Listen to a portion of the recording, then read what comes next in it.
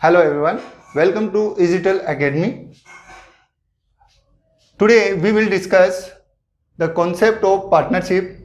The partnership is when two or more persons join hands to set up a business and agree to share profit or losses, then they are said to be in partnership. तो partnership क्या है? Partnership में जब दो या दो से ज़्यादा लोग आपस में एग्री होते हैं एक बिजनेस स्टार्ट करने के लिए और उस बिजनेस से होने वाले प्रॉफिट या लॉसेस को शेयर करने के लिए, तब इस बिजनेस को हम पार्टनरशिप कहेंगे। तो अब हम बात करेंगे पार्टनरशिप में क्या क्या फीचर्स होते हैं। तो फीचर्स और nature of partnership.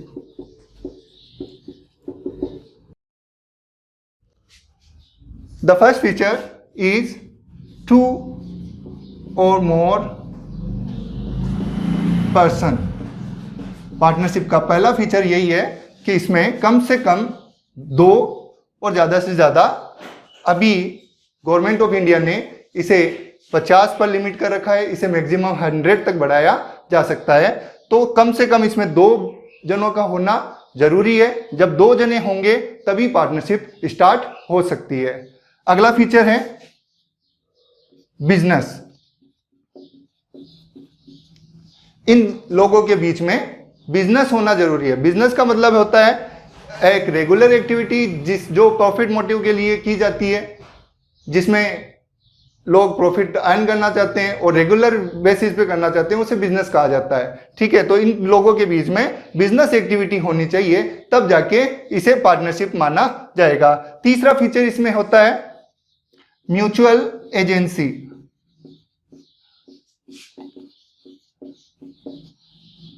Mutual agency का मतलब है कि जब कोई पार्टनरशिप शुरू की जाती है तो उसमें पार्टनरशिप में कोई भी बंदा ए बंदा बी के साथ और सी के साथ पार्टनरशिप में जाता है, तो ए और बी और सी ये आपस में एक दूसरे के प्रिंसिपल हैं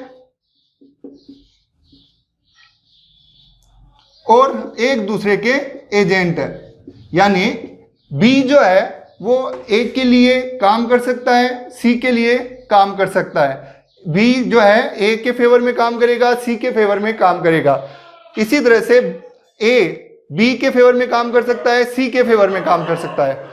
सी जो है वो बी के फेवर में काम कर सकता है, ए के फेवर में काम कर सकता है। इस तरह से ये आपस में एक दूसरे के प्रिंसिपल भी हैं और एक दूसरे के एजेंट भी हैं। आप जानते हैं प्रिंसिपल किसे कहते हैं और एजेंट किसे कहते हैं। जब कोई बंदा किसी के लिए काम करता है तो जो बंदा काम कर रहा है उसे एजेंट कहा जाता है और जो बंदा काम करवा रहा है उसे प्रिंसिपल कहा जाता है। तो इस तरह से हम कहेंगे कि जब पार्टनरशिप होती है तो बंदे आपस में म्यूचुअल एजेंसी में होते हैं, एक दूसरे के प्रिंसिपल होते हैं, एक दूसरे के एजेंट है। यानी कि बी जो है वो ए के फेवर में परचेज कर सकता है, ए के फेवर में सेल कर सकता है। इसी तरह से सी जो है वो ए के फेवर में और बी के फेवर में परचेज और सेल कर सकता है। इस तरह से ये आपस में एक दूसरे के एजेंट होते हैं।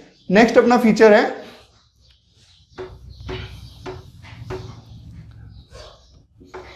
शेयरिंग ऑफ प्रॉफिट और लॉसेस। अगर दो या दो से ज़्यादा लोग आपस में एक बिजनेस स्टार्ट करते हैं और उनमें आपस में म्यूचुअल एजेंसी है, लेकिन अगर वो एक दूसरे के साथ प्रॉफिट शेयरिंग नहीं कर रहे हैं तो उसे पार्टनरशिप नहीं माना जा सकता। ठीक है, तो अब क्या होता है, पार्टनरशिप में प्रॉफिट और लॉस शेयर होना जरूरी है। जैसे ए, बी और सी, इन तीनों ने एक बिजनेस स्टार्ट किया। तीनों ने, एक ने 1 लाख रुपीज इन्वेस्ट किए,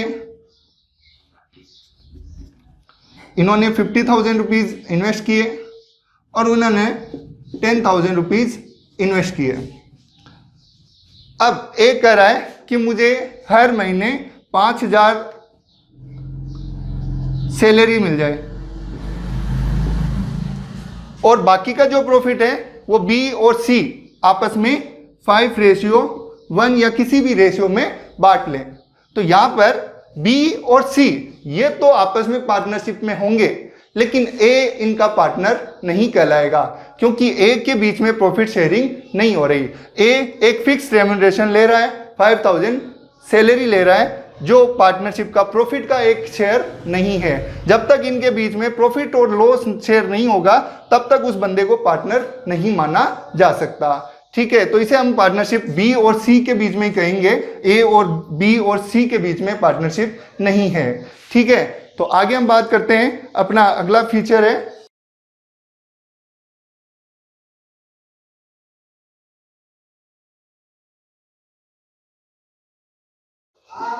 लायबिलिटी ऑफ पार्टनर्स।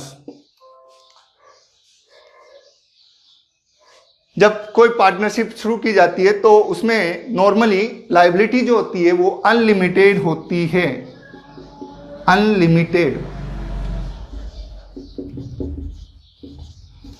इसका मतलब ये है कि अगर क्रेडिटर्स को चुकाने हैं और फंड पार्टनरशिप फर्म में कम पड़ जाए तो इन पार्टनर्स को अपने घर से फंड लाकर अपने क्रेडिटर्स को चुकाना पड़ेगा। इस तरह से हम कहते हैं कि जितनी वो कैपिटल लगा रहे हैं उसके अलावा भी उनकी लायबिलिटीज बनती है पार्टनरशिप के बिजनेस में। अगला अपना फीचर है इसमें, इनके बीच में सबसे इंपॉर्टेंट चीज है, इन सब के बीच में जो भी पार्टनर्स हैं इनके बीच में एक चीज का होना जरूरी है, एग्रीमेंट।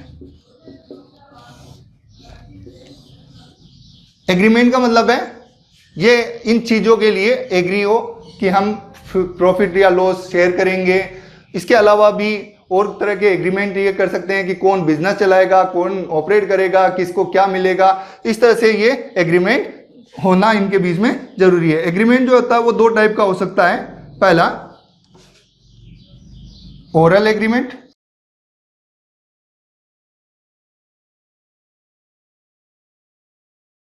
और दूसरा रिटन एग्रीमेंट।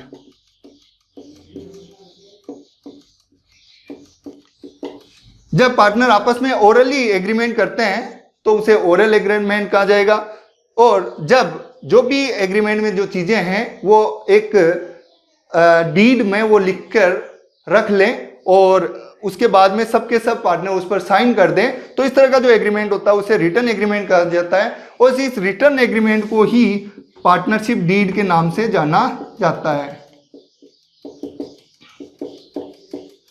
इसे क्या नाम से जाना जाता है? Partnership deed. इसमें पार्टनरशिप से रिलेटेड सारे प्रोविजंस मेंशन कर दिए जाते हैं। अगला जो हमारा पॉइंट है वो है why we need partnership.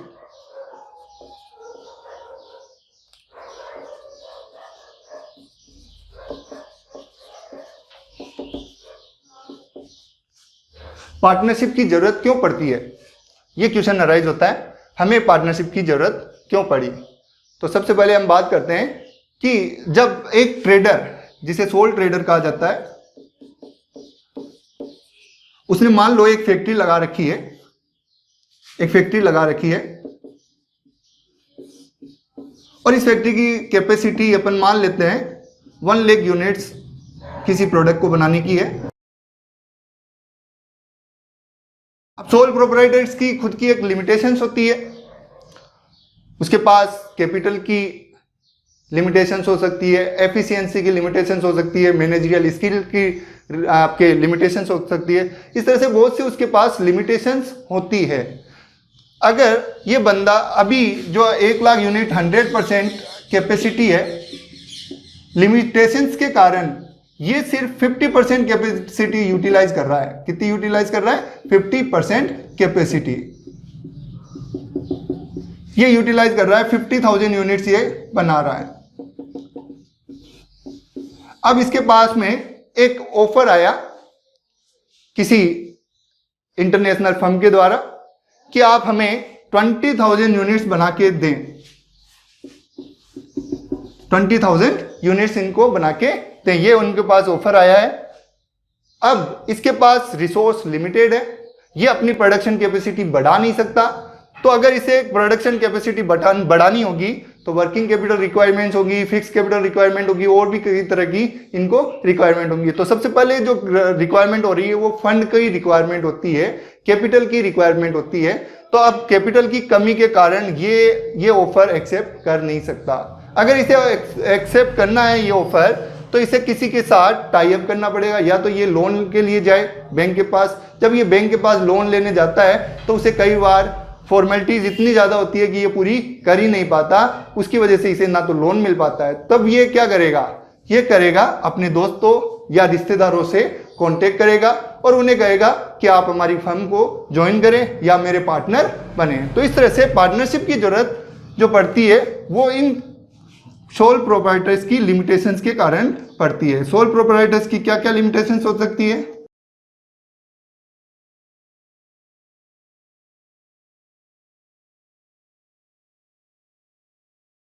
First, limited capital resources.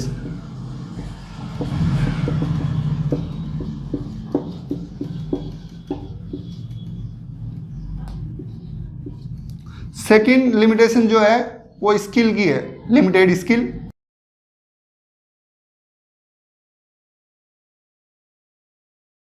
और भी कई तरह की लिमिटेशंस होती है जिसकी वजह से इस बंदे को किसी और के साथ जुड़ना पड़ता है, एसोसिएट्स होना पड़ता है, तभी हमें पार्टनरशिप की जरूरत पड़ती है। अगला हमारा टॉपिक है partnership deed.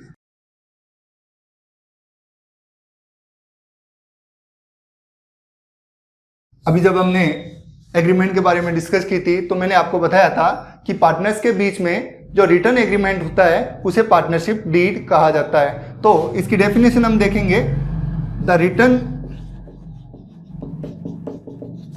Agreement among partners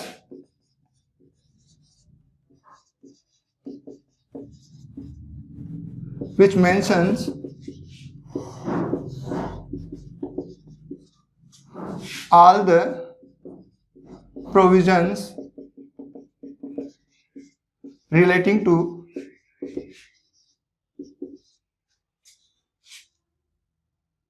operation of partnership business.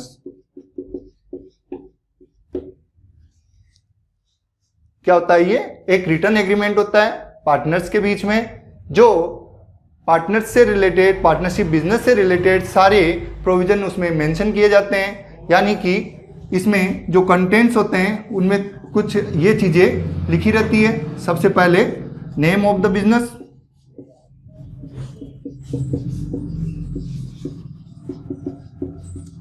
and its address.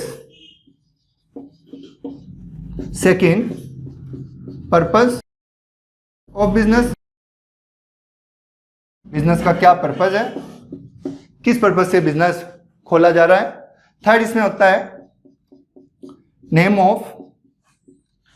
Name and address of each partner. ये चीजें इसमें लिखी रहती है। थर्ड इसमें लिखा रहता है, फोर्थ इसमें लिखा रहता है कैपिटल कंट्रीब्यूशन, किस बंदे ने कितने रुपए लगाए, कितने फंड उसने कंट्रीब्यूट किया। उसके बाद में इसमें लिखा रहता है शेयरिंग ऑफ प्रॉफिट और लॉसेस, यानी ये जो भी प्रॉफिट या लॉस होगा उसे किस रेशियो में बांटते हैं, इसके बारे में इसके अंदर लिखा रहता है। इसके अलावा और भी बहुत सी चीजें लिखी रहती हैं, जैसे अगर इंटरेस्ट ऑन कैपिटल देना है तो कितना देना है, ठीक है, तो उसमें rate of interest on capital drawing and loan, ये सब कुछ लिखा रहता है। अगर किसी पार्टनर को सैलरी या रेम्युनरेशन देना है तो उसके बारे में यहाँ पे लिखा रहता है सैलरी और रेम्युनरेशन टू एनी पार्टनर।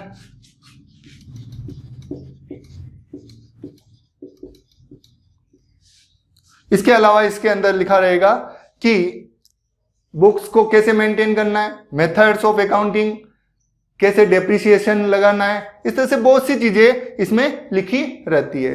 तो ये होता है पार्टनरशिप डीड। अगर पार्टनरशिप डीड होती है तो इसमें सब कुछ क्लैरिटी लिखा रहता है, हर चीज स्पष्ट रूप से लिखी रहती है। तो पार्टनर्स के बीच में डिस्प्यूट्स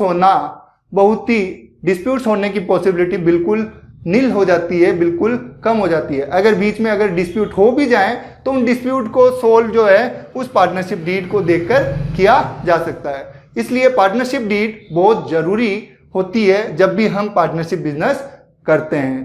तो हम आगे बढ़ते हैं। अगर पार्टनरशिप डीड नहीं हो तो क्या होता है? अगर हमारे पास पार्टनरशिप डीड नहीं है तब हम क्या करें? तो इसके लिए पार्टनरशिप एक्ट 1932 वो मेंशन, उसमें कुछ प्रोविजंस हैं, उस प्रोविजंस को हम फॉलो हमें करना पड़ता है। जब भी हम पार्टनरशिप डीड के बिना बिजनेस कर रहे हैं तो उन प्रोविजंस को फॉलो करना पड़ता है। तो अगला हमारा टॉपिक है provisions of partnership act.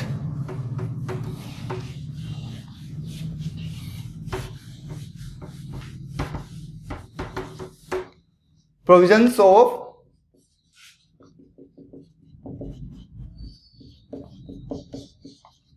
Partnership act 1932 in the absence of partnership deed।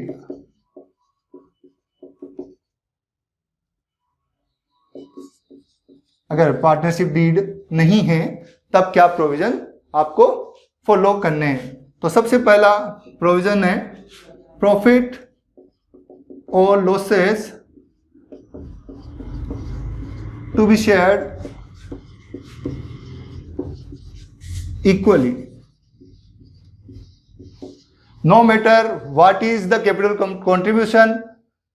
आपको प्रॉफिट और लॉस जो है वो इक्वल ही बांटने पड़ेंगे अगर आपके पास कोई डीड नहीं है।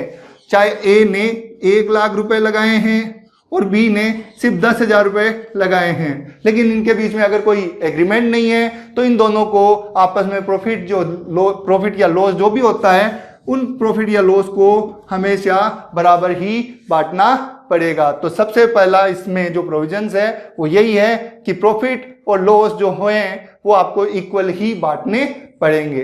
नेक्स्ट इसका प्रोविजन है, सेकंड प्रोविजन है no interest on capital as well as on drawings. यानी कि पार्टनर्स की कैपिटल पर किसी भी तरह का इंटरेस्ट अलाउ नहीं होगा, किसी भी तरह का इंटरेस्ट इस पर अलाउ नहीं किया जाएगा और ड्राइंग्स पर भी फर्म इंटरेस्ट चार्ज नहीं कर सकती। अगला इसमें जो फीचर है इसका जो पॉइंट है वो ये है नो सैलरी रेम्यूनरेशन और कमीशन टू एनी पार्टनर्स। किसी भी पार्टनर को कोई भी तरह का रेम्यूनरेशन, कमीशन या सैलरी या किसी भी नाम से कोई भी रेम्यूनरेशन उन्हें प्रोवाइड नहीं किया जाएगा। चाहे उनमें एक बंदा पूरे दिन ही बिजनेस संभाल रहा हो और दूसरा बंदा बिल्कुल भी बिजनेस में ना आता हो, लेकिन इसमें कोई भी आपको रेम्यूनरेशन नहीं देना है। ठीक है, अगला हमारा इसमें पॉइंट है 6% per annum interest on partners loan और एडवांसेस। अगर किसी पार्टनर ने लोन या एडवांस के रूप में फर्म को कोई अमाउंट दिया है, कैपिटल के रूप में नहीं, लोन या एडवांस के रूप में, तो उसे 6% पर एनम इंटरेस्ट आपको अलाउ करना होगा। और इनके अलावा दो चीज़ें और आपको ध्यान रखनी है कि अगर फर्म की एसेट्स या फर्म की रिसोर्सेज यूज़ करके, दो चीज़ें ये हो रहे हैं, फर्म्स की एसेट्स और रिसोर्सेज यूज़ करके, इनका यूज़ करके कोई पार्टनर अगर कोई प्रॉफिट अर्न कर रहा है तो उस प्रॉफिट को भी, चाहे उसने बाहर कमाया है लेकिन उस प्रॉफिट को भी उसे फर्म में कंट्रीब्यूट करना पड़ेगा, फर्म के साथ शेयर करना पड़ेगा। दूसरा एक और प्रोविज़न है जिसमें यह है कि जो पार्टनर्स आपस में एक दूसरे के साथ पार्टनरशिप में हैं, जैसा वो बिजनेस कर रहे हैं उसी तरह का सिमिलर नेचर बिजनेस वो नहीं कर सकते, सिमिलर नेचर बिजनेस वो नहीं कर सकते।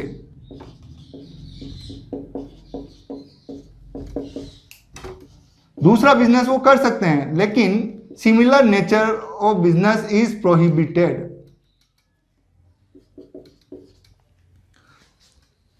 यानी कि अगर कोई बंदा कोई एक बिजनेस कर रहा है ग्रोसरी आइटम्स का और पार्टनरशिप में है, तो वो अपनी ग्रोसरी की स्टोर नहीं खोल सकता। अगर उसने ग्रोसरी स्टोर खोली है तो उसका भी प्रॉफिट उसे इस पार्टनरशिप फर्म के साथ शेयर करना पड़ेगा।